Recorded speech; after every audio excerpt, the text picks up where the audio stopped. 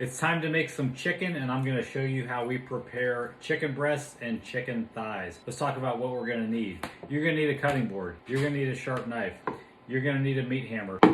You're gonna need a Ziploc bag, and you're gonna need something to season your chicken with unless you just hate life and you wanna eat boring, dry chicken. Like I said, we're gonna make chicken thighs and chicken breasts today. Chicken thighs are part of our diet when we are, eating normally, trying to maintain our body weight. And then when we are trying to specifically lose fat, we might cut the chicken thighs out and go just with chicken breasts because chicken breasts have less calories, more protein. But chicken thighs are delicious because they have more fat on them.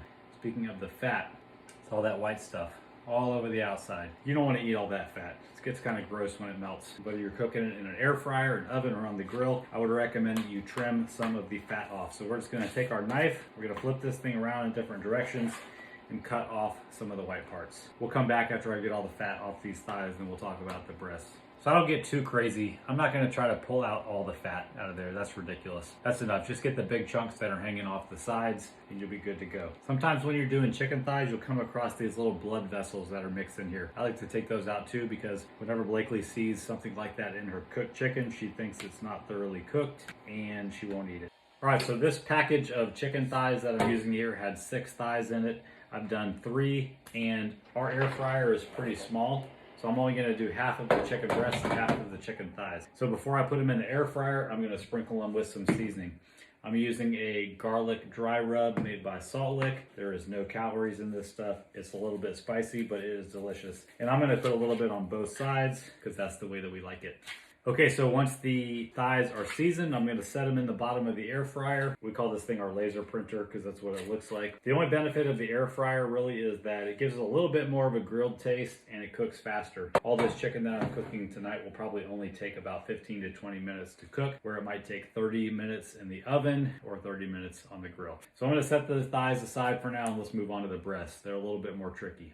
Okay, so this pack of chicken breasts that I bought here is 3.5 pounds. I'm gonna cook half of them tonight. These suckers are massive. I think they've been doing a lot of bench presses, tons of push-ups, probably some flies, some cable machines because they are plump.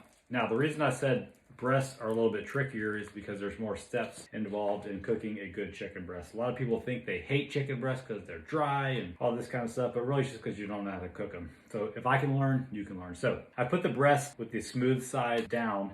And what I'm gonna do is kind of spread this thing open and see where the separation is between the tenderloin and the main section of the chicken breast. And I'm gonna separate them because I think it cooks more evenly to get this giant thing broken down into smaller pieces. So I'm gonna cut right along that joint where the tenderloin meets the breast. Now I'm left with a normal looking chicken breast and the tenderloin. I'm gonna check for any lumps of fat or any weirdness on there. This guy's got a big nasty blood vessel hanging off the side. So I'm gonna cut that entire part off for reasons I mentioned earlier. Discard it. I'm gonna leave this aside for a second.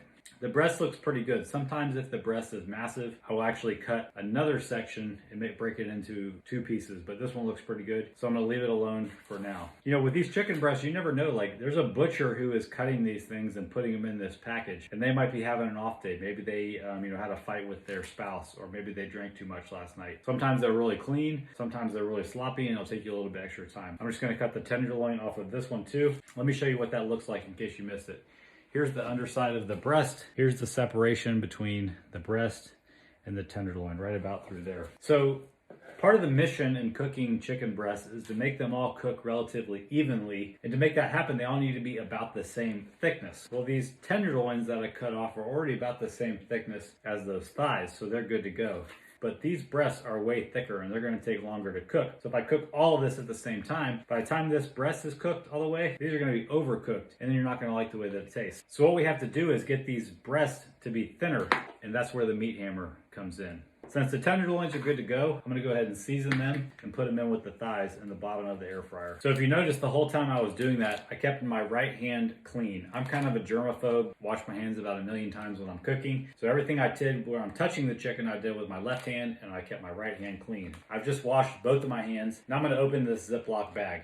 I used to do this chicken pounding under a sheet of saran wrap, but my mother-in-law taught me this method with the Ziploc bag and it is much easier. You're gonna need a legit Ziploc bag. This this is Ziploc brand because we are hashtag blessed. Don't be buying the store brand or getting it at the Dollar Tree. You need a legitimate, thick, gallon-sized Ziploc bag to make this happen, or you're gonna end up contaminating your whole chicken. You're gonna get salmonella, all that good stuff. So what I'm gonna do is take this chicken breast, I'm gonna drop it in a Ziploc bag, and this is now gonna become my pounding vessel. I'm gonna seal it tight. Try to get a lot of the air out of here so you're not like popping the bag.